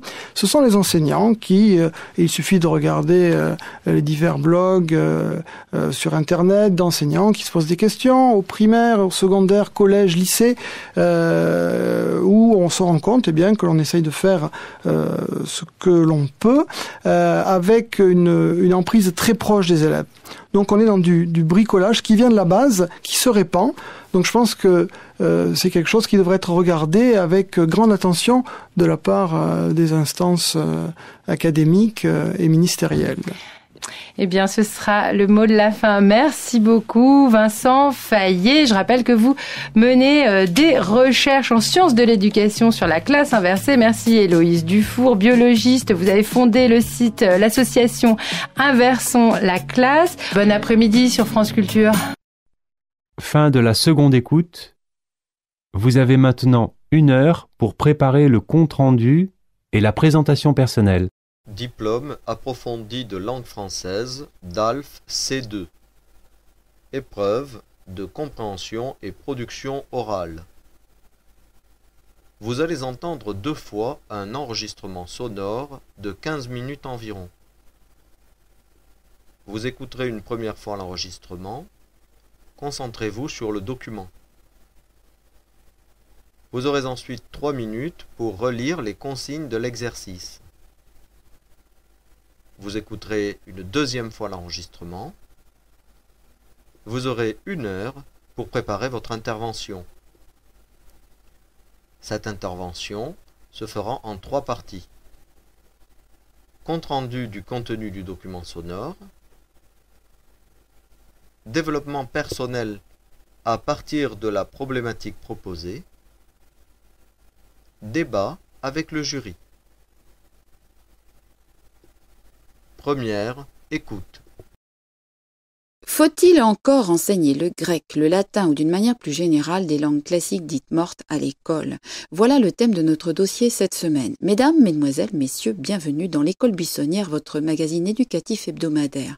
Avec nous aujourd'hui, le professeur Pierre Chanville, directeur à l'Institut universitaire de formation des maîtres, Sophie Blanche, agrégée de lettres classiques, Pierre, étudiant en terminale, et Paul Lebrand, spécialiste de l'enseignement des langues étrangères. Alors, Madame Blanche, commençons par vous, si vous le voulez bien. Faut-il encore enseigner le latin et le grec à l'école? Oui, bien sûr. L'enseignement du grec et du latin me paraît tout à fait indispensable en France aujourd'hui. En France et dans bon nombre d'autres pays d'ailleurs. Ces langues sont le berceau de la nôtre. Le français est né du latin, du bas latin, qui lui-même s'était lourdement enrichi de l'héritage hellénique. Connaître le latin, connaître le grec, c'est revenir aux sources du français. Et vous savez, connaître son passé, c'est souvent mieux comprendre son présent. Vous avez raison. Tout le monde a bien conscience de l'importance pour des philologues et des linguistes de se pencher sur ces langues mortes. Mais enfin, croyez-vous sincèrement que cela soit nécessaire pour un jeune adolescent de la banlieue parisienne? Vous dites plusieurs choses qui me troublent, pour ne pas dire plus. Tout d'abord, ces langues ne sont pas plus mortes que l'occitan ou le breton. Elles sont écrites, largement diffusées, encore relativement bien publiées, et leur survie ne dépend finalement que du nombre de locuteurs qu'elles ont. Tant que nous serons quelques centaines à parler ou à lire le latin, ce ne sera pas une langue morte, et puis... Mais vous le dites vous-même, il ne s'agit que de quelques centaines d'érudits. Laissez-moi continuer. Quelques centaines, quelques milliers, peu importe. Essayez de comprendre ce que représentent ces langues en Italie ou en Grèce. Elles y ont un statut tout à fait exceptionnel. Mais nous sommes en France. Eh bien justement, je ne vois pas pourquoi ces langues devraient mourir en France et rester bien vivantes ailleurs. Mais je voudrais ajouter autre chose. Vous me demandez si un jeune banlieusard a intérêt à apprendre le grec ou le latin. Mais pourquoi un jeune banlieusard n'y aurait-il pas droit? Vous vous rendez compte du niveau de ségrégation dans lequel vous vous immergez? Je rejoins tout à fait ce que dit Madame Blanche. Le professeur Chanville, responsable d'un IEFM, institut chargé de la formation des maîtres. Oui, je suis d'accord avec Madame Blanche quand elle dit que nous ne pouvons pas faire une discrimination entre les jeunes, qu'ils viennent de la banlieue parisienne ou d'ailleurs. Cependant, il faut reconnaître que l'enseignement du grec et du latin, des langues dites classiques, a aussi servi de filtre sélectif dans notre système éducatif. Que voulez-vous dire? Ces langues ont été utilisées pour créer des groupes de bons élèves. Les chefs d'établissement, n'ayant pas le droit de constituer des classes de niveau, ont utilisé ce prétexte pour créer des classes d'élite. Il y avait les bons, qui faisaient du grec ou du latin, et les autres. Cette attitude a d'ailleurs contribué à renforcer le caractère complexe de ces langues qui ont été rejetées par beaucoup d'élèves. Tout à fait, et c'est dommage, car il est vrai que leur apprentissage peut favoriser le développement scolaire des étudiants. À commencer par l'orthographe. La réforme des F en PH, lorsqu'ils sont d'origine grecque, c'est quand même plus facile à comprendre quand on a fait du grec. Pharmacie, photographe. Orthographe. Orthographe, oui, tout à fait. Mes enfants qui ont fait du grec ne font plus de fautes sur ces mots, ni d'ailleurs sur les accents circonflexes. Ah, rappelez-nous la règle. Eh bien, c'est très simple. Lorsqu'en latin, le S suivait un T, en français, le S a disparu. Mais on l'a remplacé par un accent circonflexe, dans hôtel et hôpital, par exemple. Oui, enfin, c'est quand même un peu difficile pour un jeune qui a des difficultés en orthographe de penser à revenir au latin ou au grec pour savoir comment s'écrivent tel ou tel mot. Mais pourquoi pas, et si ça marche? Oui, bien sûr, pourquoi pas. On peut aussi essayer de se rappeler de ses cours de physique sur les vitesses ou les centres de gravité pour prendre un virage en voiture. Vous exagérez. Alors, Paul Lebrand, spécialiste de l'enseignement des langues étrangères et auteur d'un ouvrage qui vient de sortir, Les langues passeports du monde. Que pensez-vous du grec et du latin? Oh, je n'ai rien contre le grec ou le latin, bien au contraire. Mais ce qui me gêne, c'est que nous sommes dans un pays où l'enseignement des langues étrangères n'est guère performant. Alors je me demande s'il est bien nécessaire d'alourdir les programmes avec une autre langue, voire deux, alors que nous ne sommes pas capables de bien enseigner l'anglais, l'allemand ou l'espagnol. Ça s'améliore quand même. Oui, ça s'améliore, c'est vrai. Mais nous avons des cours de langues étrangères encore trop classiques, trop basés sur l'enseignement de la grammaire ou de l'orthographe, justement. Nos enfants savent conjuguer des verbes, ils connaissent des tas de listes de vocabulaire, mais ils sont incapables de communiquer avec de petits anglais. Ce n'est tout de même pas la faute du latin si les enseignements en anglais ne sont pas bons. Oui et non. La culture des lettres classiques a nui, à mon avis, à l'efficacité de l'enseignement des langues étrangères. Justement parce que l'on a oublié qu'une langue est avant tout un outil de communication, et pas simplement un exercice intellectuel. Donc vous prônez un développement de l'enseignement des langues vivantes aux dépens des langues mortes ? Tout à fait. Il faut revenir à un enseignement fait pour construire un monde citoyen où chacun d'entre nous pourra parler plusieurs langues. Vous voulez dire qu'en enlevant des heures de latin et de grec, on pourrait mettre davantage d'heures de langue ? Si l'enseignement des langues étrangères n'est pas bon, comme le dit lui-même M. Lebrun, je ne vois pas pourquoi il faudrait mettre davantage d'heures. Commencez donc par bien faire votre travail. Les enseignants ont évolué, M. Chanville le confirmera sans doute, mais le système doit aussi s'adapter. Le ministère de l'Éducation fait actuellement de gros efforts. Il a intégré les normes de référence du Conseil de l'Europe, il a mis en place des groupes à effectifs réduits en terminale, il revoit sa politique de certification et d'évaluation.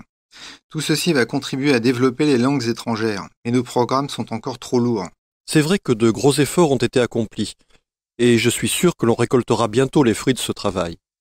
Je pense pour ma part, et pour répondre à votre question, que l'enseignement des langues étrangères n'est pas à opposer à celui des langues classiques. Je crois que nous devons abandonner les schémas classiques où tous les enfants faisaient de tout. Aujourd'hui, le latin et le grec sont sans doute encore des langues utiles pour beaucoup d'élèves, et ceci indépendamment de leurs origines géographiques ou sociales. Mais je ne crois pas qu'il faille les imposer. Il est temps que l'école s'ouvre à un enseignement différencié, où chaque élève pourra construire son parcours en fonction de ses centres d'intérêt. Ou de ses lacunes. Oui, ses lacunes en orthographe, par exemple. Pour celui-là, le grec sera sans doute bien utile. Eh bien, voilà nos spécialistes réconciliés autour de ce thème « Faut-il enseigner les langues classiques à l'école ?» Mesdames, messieurs, je vous remercie pour votre participation et je dis à la semaine prochaine à nos auditeurs avec un thème tout à fait d'actualité. Faut-il plus d'autorité à l'école ? Fin de la première écoute. Deuxième écoute, dans 3 minutes. Faut-il encore enseigner le grec, le latin ou d'une manière plus générale des langues classiques dites mortes à l'école ? Voilà le thème de notre dossier cette semaine. Mesdames, mesdemoiselles, messieurs, bienvenue dans l'École Buissonnière, votre magazine éducatif hebdomadaire. Avec nous aujourd'hui, le professeur Pierre Chanville, directeur à l'Institut universitaire de formation des maîtres, Sophie Blanche, agrégée de lettres classiques, Pierre, étudiant en terminale, et Paul Lebrun, spécialiste de l'enseignement des langues étrangères. Alors, Madame Blanche, commençons par vous, si vous le voulez bien. Faut-il encore enseigner le latin et le grec à l'école ? Oui, bien sûr. L'enseignement du grec et du latin me paraît tout à fait indispensable en France aujourd'hui. En France et dans bon nombre d'autres pays d'ailleurs. Ces langues sont le berceau de la nôtre. Le français est né du latin, du bas latin, qui lui-même s'était lourdement enrichi de l'héritage hellénique. Connaître le latin, connaître le grec, c'est revenir aux sources du français. Et vous savez, connaître son passé, c'est souvent mieux comprendre son présent. Vous avez raison. Tout le monde a bien conscience de l'importance pour des philologues et des linguistes de se pencher sur ces langues mortes. Mais enfin, croyez-vous sincèrement que cela soit nécessaire pour un jeune adolescent de la banlieue parisienne ? Vous dites plusieurs choses qui me troublent, pour ne pas dire plus. Tout d'abord, ces langues ne sont pas plus mortes que l'occitan ou le breton. Elles sont écrites, largement diffusées, encore relativement bien publiées, et leur survie ne dépend finalement que du nombre de locuteurs qu'elles ont. Tant que nous serons quelques centaines à parler ou à lire le latin, ce ne sera pas une langue morte, et puis... Mais vous le dites vous-même, il ne s'agit que de quelques centaines d'érudits. Laissez-moi continuer. Quelques centaines, quelques milliers, peu importe. Essayez de comprendre ce que représentent ces langues en Italie ou en Grèce. Elles y ont un statut tout à fait exceptionnel. Mais nous sommes en France. Eh bien justement, je ne vois pas pourquoi ces langues devraient mourir en France et rester bien vivantes ailleurs. Mais je voudrais ajouter autre chose. Vous me demandez si un jeune banlieusard a intérêt à apprendre le grec ou le latin. Mais pourquoi un jeune banlieusard n'y aurait-il pas droit? Vous vous rendez compte du niveau de ségrégation dans lequel vous vous immergez? Je rejoins tout à fait ce que dit Madame Blanche. Le professeur Chanville, responsable d'un IEFM, institut chargé de la formation des maîtres. Oui, je suis d'accord avec Madame Blanche quand elle dit que nous ne pouvons pas faire une discrimination entre les jeunes, qu'ils viennent de la banlieue parisienne ou d'ailleurs. Cependant, il faut reconnaître que l'enseignement du grec et du latin, des langues dites classiques, a aussi servi de filtre sélectif dans notre système éducatif. Que voulez-vous dire? Ces langues ont été utilisées pour créer des groupes de bons élèves. Les chefs d'établissement, n'ayant pas le droit de constituer des classes de niveau, ont utilisé ce prétexte pour créer des classes d'élite.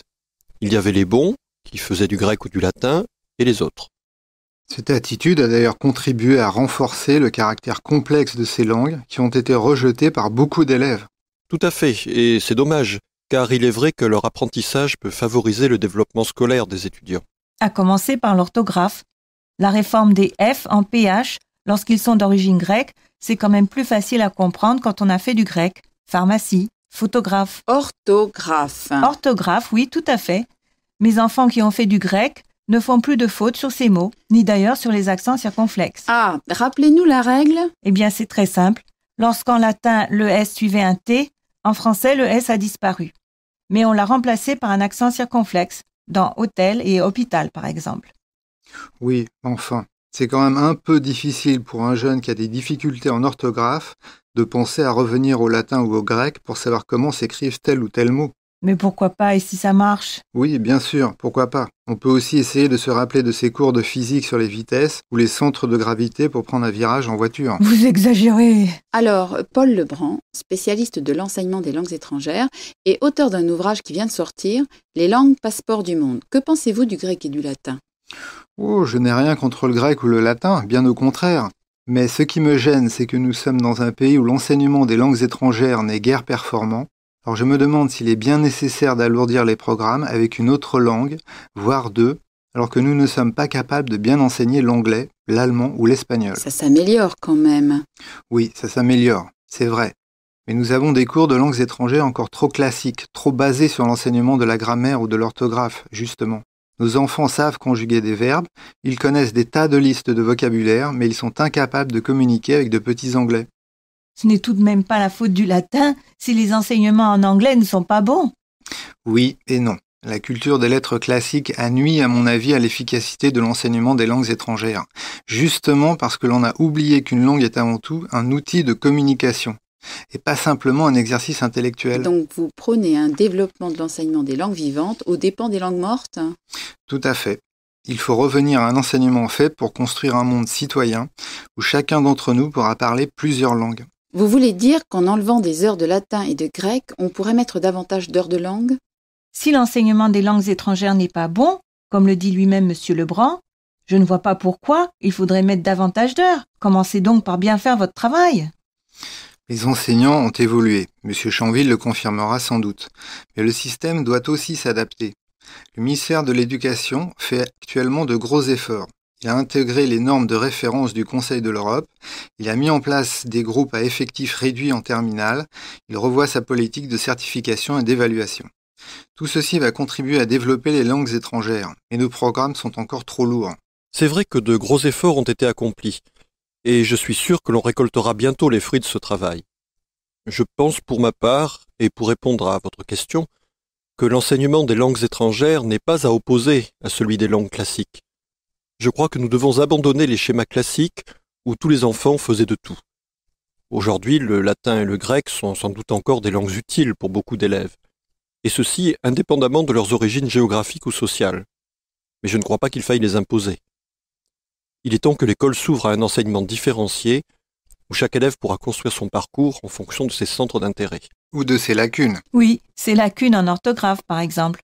Pour celui-là, le grec sera sans doute bien utile. Eh bien, voilà nos spécialistes réconciliés autour de ce thème. Faut-il enseigner les langues classiques à l'école? Mesdames, messieurs, je vous remercie pour votre participation et je dis à la semaine prochaine à nos auditeurs avec un thème tout à fait d'actualité.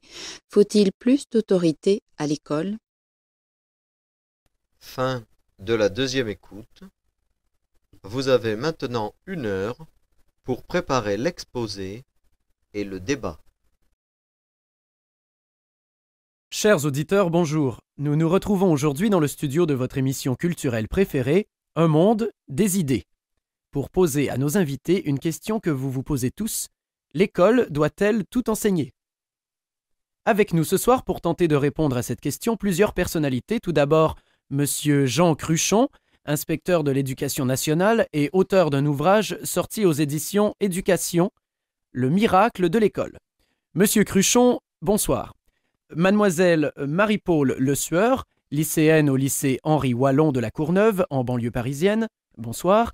Et Madame Polanc, sociologue, anthropologue et spécialiste du monde éducatif. Alors, j'ai envie de vous poser une première question. L'école a-t-elle aujourd'hui la même fonction qu'hier ? Madame Polanc. Non, bien sûr que non. L'école n'a plus la même fonction qu'hier parce que le monde a changé. Lorsque Jules Ferry instaure l'école laïque, gratuite et obligatoire pour tous, nous sommes à la fin du XIXe siècle, dans un pays en pleine expansion économique, un pays colonialiste qui fait sa révolution industrielle, mais qui reste encore très rural. Cette école avait une vocation première, peut-être non avouée, celle de finaliser l'unification du pays. Il s'agissait avant tout de franciser la République, de faire en sorte que tous les petits Français parlent français. Vous voulez dire que l'on ne parlait pas français en France ? Absolument. L'unité linguistique était loin d'être faite. Les Bretons parlaient breton, les Occitans occitans et les Corses corses. Mademoiselle Le Sueur, vous qui êtes toute jeune, vous saviez cela ? Non, je savais pas. Mais de toute façon, je crois pas que l'école serve à ça. Vous ne croyez pas, mais je peux pourtant vous assurer que c'était l'une des préoccupations majeures du ministère de l'Éducation de l'époque. Je ne peux pas vous laisser dire cela, madame. L'école de la République, qui a été fondée au XIXe, reste aujourd'hui extrêmement actuelle. Et on ne peut pas dire qu'elle a simplement servi à franciser les Français.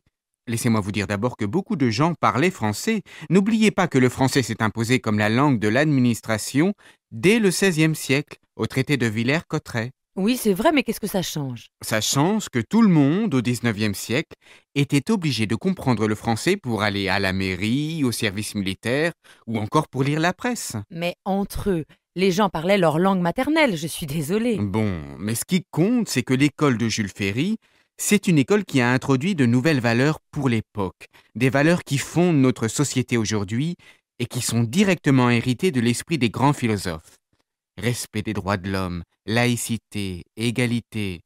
C'est cela, le grand apport de l'école du XIXe. Et vous trouvez que cette mission a changé ? Non, absolument pas. Je trouve que la mission est la même, mais simplement, on a tendance à l'oublier. Moi, je ne suis pas vraiment d'accord avec ce que dit le monsieur. Pour moi, l'école d'aujourd'hui, elle ne marche pas parce que justement, on tente de la faire reposer sur des histoires, enfin sur des valeurs, comme vous dites, qui sont du passé. Vous trouvez que les droits de l'homme et l'égalité sont des valeurs du passé ? Non, bien sûr.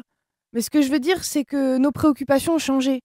Nous, les jeunes, aujourd'hui, on veut être plus écoutés. On veut que l'école nous prépare à trouver du boulot, enfin du travail, quoi. L'histoire, l'éducation civique, tout ça, c'est bien. Mais ça nous prépare pas à trouver du travail. Je suis tout à fait d'accord avec la jeune fille. C'est exactement ce que je dis. La mission de l'école a changé. Aujourd'hui, il faut ouvrir l'école au monde de l'entreprise, revaloriser les apprentissages, s'ouvrir aux nouvelles technologies et oublier un peu les grandes missions d'hier pour être plus pragmatique, plus concret. Vous avez, madame, une bien curieuse conception de l'éducation. Je peux comprendre ce discours de la part d'une lycéenne, mais de la part d'une spécialiste, cela me surprend. Je crois pour ma part... Et cela vous surprend parce que vous n'êtes pas à l'écoute des jeunes. Écoutez ce que vient de dire cette jeune fille. C'est elle qui le dit, pas moi. Et avec elle, tous les jeunes de France. Je ne vois pas ce qu'il y a d'incompatible à enseigner des valeurs et en même temps des nouvelles techniques. Vous prônez une ouverture de l'école sur le monde d'aujourd'hui. Je suis tout à fait d'accord avec vous. Vive Internet, vive l'informatique. Mais croyez-vous pour autant que ce monde n'a pas besoin d'apprendre la tolérance, le respect, le droit à la différence ? Mais les jeunes, ils attendent ça depuis longtemps. Le respect, l'égalité, tout ça, c'est ce qu'ils veulent, les jeunes. Le problème, c'est que quand ils arrivent dans le monde du travail, il n'y a pas de respect. C'est la jungle. Si tu portes un nom arabe, tu as plus de mal à trouver du travail que si tu t'appelles François ou Sylvie. Alors l'école, elle doit nous préparer à affronter ce monde-là. À affronter ce monde-là et à le corriger, à l'améliorer. Vous êtes les citoyens de demain, et nous devons vous donner de bonnes bases, non seulement pour vous préparer face au monde moderne, mais aussi pour que vous fassiez changer ce monde. C'est une idée généreuse, monsieur Cruchon, mais l'école a-t-elle fait changer le monde? Sans aucun doute. Notre société s'est développée parce que ses citoyens se sont éduqués. C'est vrai, pourtant les inégalités persistent. On constate que la plupart des jeunes qui réussissent sont issus de milieux socioculturels favorisés.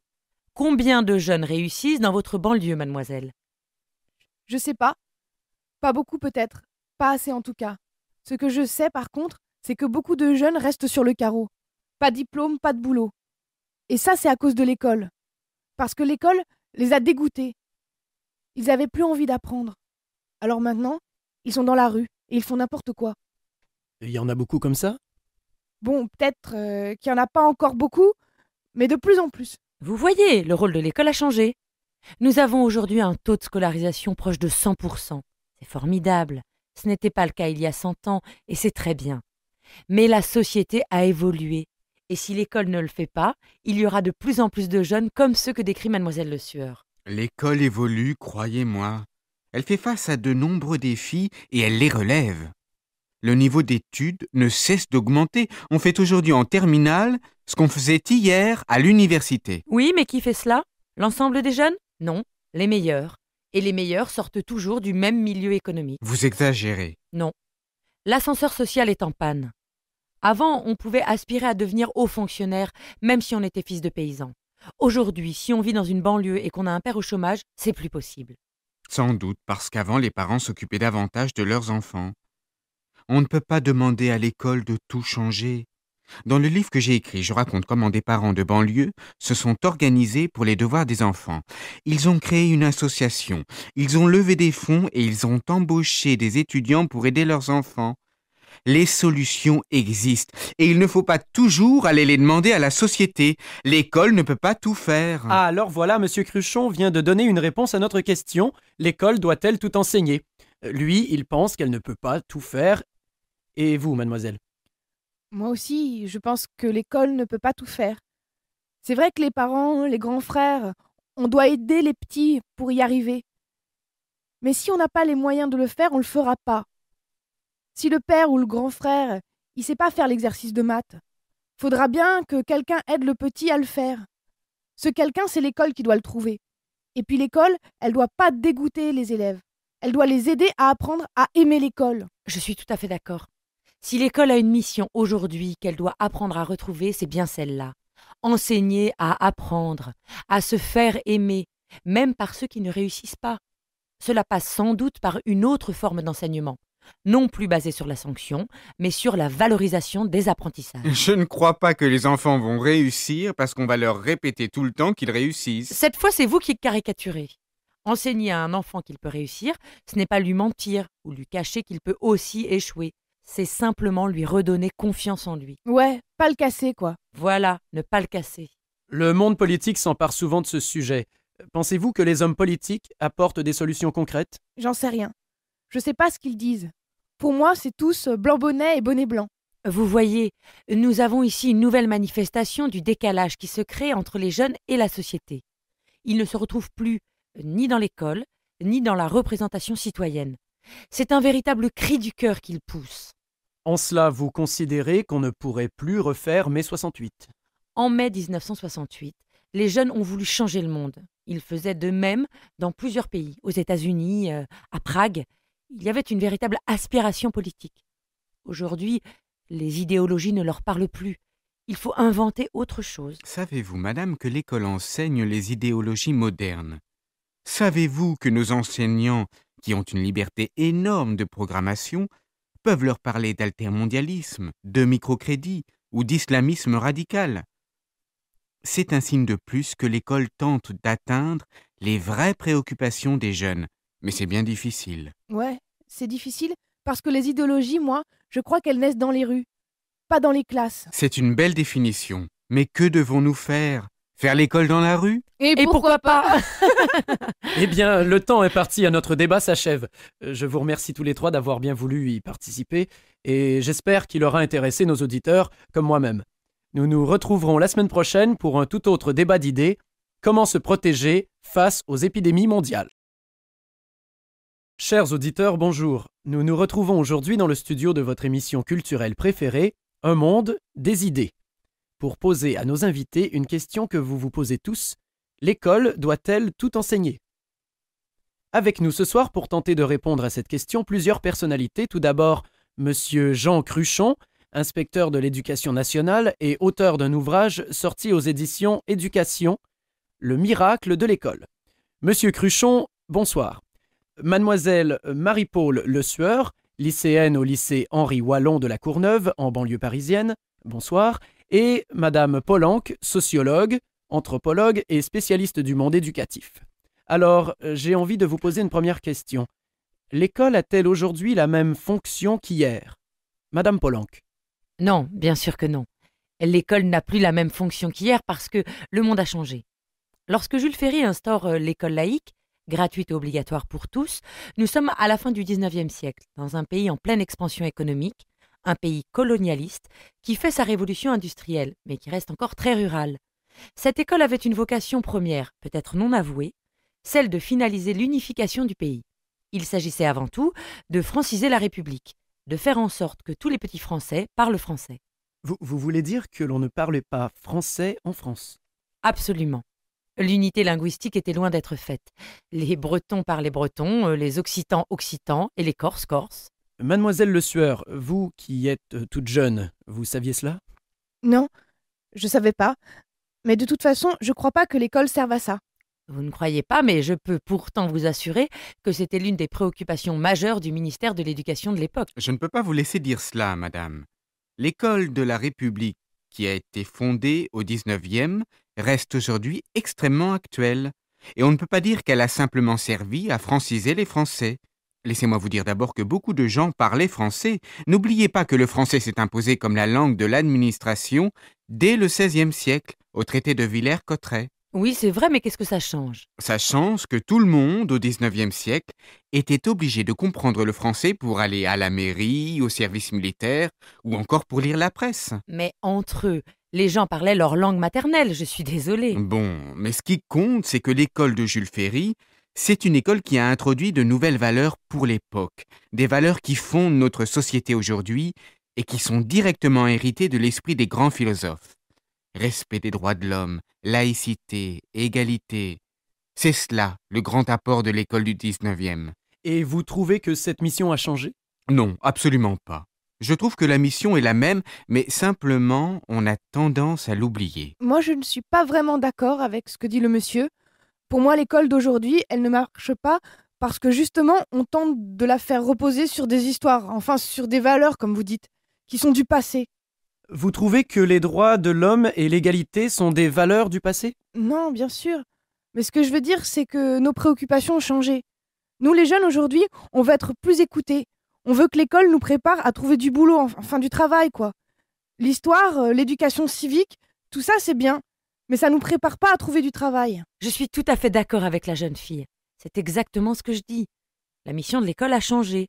Aujourd'hui, il faut ouvrir l'école au monde de l'entreprise, revaloriser les apprentissages, s'ouvrir aux nouvelles technologies et oublier un peu les grandes missions d'hier pour être plus pragmatique, plus concret. Vous avez, madame, une bien curieuse conception de l'éducation.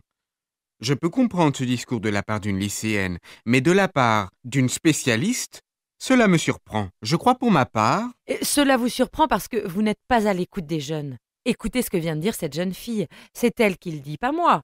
Et avec elle, tous les jeunes de France. Je ne vois pas ce qu'il y a d'incompatible à enseigner des valeurs et en même temps des nouvelles techniques.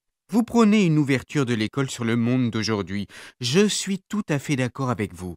Vive Internet, vive l'informatique. Mais croyez-vous pour autant que ce monde n'a pas besoin d'apprendre la tolérance, le respect, le droit à la différence? Mais les jeunes, ils attendent ça depuis longtemps. Le respect, l'égalité, tout ça, c'est ce qu'ils veulent, les jeunes. Le problème, c'est que quand ils arrivent dans le monde du travail, il n'y a pas de respect. C'est la jungle. Si tu portes un nom arabe, tu as plus de mal à trouver du travail que si tu t'appelles François ou Sylvie. Alors l'école, elle doit nous préparer à affronter ce monde-là. À affronter ce monde-là et à le corriger, à l'améliorer. Vous êtes les citoyens de demain, et nous devons vous donner de bonnes bases, non seulement pour vous préparer face au monde moderne, mais aussi pour que vous fassiez changer ce monde. C'est une idée généreuse, monsieur Cruchon, mais l'école a-t-elle fait changer le monde? Sans aucun doute. Notre société s'est développée parce que ses citoyens se sont éduqués. C'est vrai, pourtant les inégalités persistent. On constate que la plupart des jeunes qui réussissent sont issus de milieux socioculturels favorisés. Combien de jeunes réussissent dans votre banlieue, mademoiselle? Je sais pas. Pas beaucoup peut-être. Pas assez en tout cas. Ce que je sais par contre, c'est que beaucoup de jeunes restent sur le carreau. Pas de diplôme, pas de boulot. Et ça, c'est à cause de l'école. Parce que l'école les a dégoûtés. Ils avaient plus envie d'apprendre. Alors maintenant, ils sont dans la rue et ils font n'importe quoi. Il y en a beaucoup comme ça? Bon, peut-être qu'il n'y en a pas encore beaucoup, mais de plus en plus. Vous voyez, le rôle de l'école a changé. Nous avons aujourd'hui un taux de scolarisation proche de 100%. C'est formidable. Ce n'était pas le cas il y a 100 ans, et c'est très bien. Mais la société a évolué. Et si l'école ne le fait pas, il y aura de plus en plus de jeunes comme ceux que décrit mademoiselle Le Sueur. L'école évolue, croyez-moi. Elle fait face à de nombreux défis et elle les relève. Le niveau d'études ne cesse d'augmenter. On fait aujourd'hui en terminale ce qu'on faisait hier à l'université. Oui, mais qui fait cela? L'ensemble des jeunes? Non, les meilleurs. Et les meilleurs sortent toujours du même milieu économique. Vous exagérez. Non. L'ascenseur social est en panne. Avant, on pouvait aspirer à devenir haut fonctionnaire, même si on était fils de paysan. Aujourd'hui, si on vit dans une banlieue et qu'on a un père au chômage, c'est plus possible.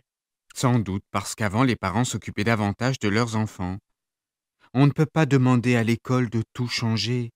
Dans le livre que j'ai écrit, je raconte comment des parents de banlieue se sont organisés pour les devoirs des enfants. Ils ont créé une association, ils ont levé des fonds et ils ont embauché des étudiants pour aider leurs enfants. Les solutions existent et il ne faut pas toujours aller les demander à la société. L'école ne peut pas tout faire. Ah, alors voilà, monsieur Cruchon vient de donner une réponse à notre question. L'école doit-elle tout enseigner? Lui, il pense qu'elle ne peut pas tout faire. Et vous, mademoiselle? Moi aussi, je pense que l'école ne peut pas tout faire. C'est vrai que les parents, les grands frères, on doit aider les petits pour y arriver. Mais si on n'a pas les moyens de le faire, on ne le fera pas. Si le père ou le grand frère, il sait pas faire l'exercice de maths, faudra bien que quelqu'un aide le petit à le faire. Ce quelqu'un, c'est l'école qui doit le trouver. Et puis l'école, elle doit pas dégoûter les élèves. Elle doit les aider à apprendre à aimer l'école. Je suis tout à fait d'accord. Si l'école a une mission aujourd'hui qu'elle doit apprendre à retrouver, c'est bien celle-là. Enseigner à apprendre, à se faire aimer, même par ceux qui ne réussissent pas. Cela passe sans doute par une autre forme d'enseignement, non plus basée sur la sanction, mais sur la valorisation des apprentissages. Je ne crois pas que les enfants vont réussir parce qu'on va leur répéter tout le temps qu'ils réussissent. Cette fois, c'est vous qui caricaturez. Enseigner à un enfant qu'il peut réussir, ce n'est pas lui mentir ou lui cacher qu'il peut aussi échouer. C'est simplement lui redonner confiance en lui. Ouais, pas le casser, quoi. Voilà, ne pas le casser. Le monde politique s'empare souvent de ce sujet. Pensez-vous que les hommes politiques apportent des solutions concrètes? J'en sais rien. Je sais pas ce qu'ils disent. Pour moi, c'est tous blanc bonnet et bonnet blanc. Vous voyez, nous avons ici une nouvelle manifestation du décalage qui se crée entre les jeunes et la société. Ils ne se retrouvent plus ni dans l'école, ni dans la représentation citoyenne. C'est un véritable cri du cœur qu'ils poussent. En cela, vous considérez qu'on ne pourrait plus refaire mai 68? En mai 1968, les jeunes ont voulu changer le monde. Ils faisaient de même dans plusieurs pays, aux États-Unis, à Prague. Il y avait une véritable aspiration politique. Aujourd'hui, les idéologies ne leur parlent plus. Il faut inventer autre chose. Savez-vous, madame, que l'école enseigne les idéologies modernes? Savez-vous que nos enseignants, qui ont une liberté énorme de programmation, peuvent leur parler d'altermondialisme, de microcrédit ou d'islamisme radical? C'est un signe de plus que l'école tente d'atteindre les vraies préoccupations des jeunes. Mais c'est bien difficile. Ouais, c'est difficile parce que les idéologies, moi, je crois qu'elles naissent dans les rues, pas dans les classes. C'est une belle définition. Mais que devons-nous faire? Faire l'école dans la rue? Et pourquoi pas? Eh bien, le temps est parti, à notre débat s'achève. Je vous remercie tous les trois d'avoir bien voulu y participer et j'espère qu'il aura intéressé nos auditeurs comme moi-même. Nous nous retrouverons la semaine prochaine pour un tout autre débat d'idées, comment se protéger face aux épidémies mondiales.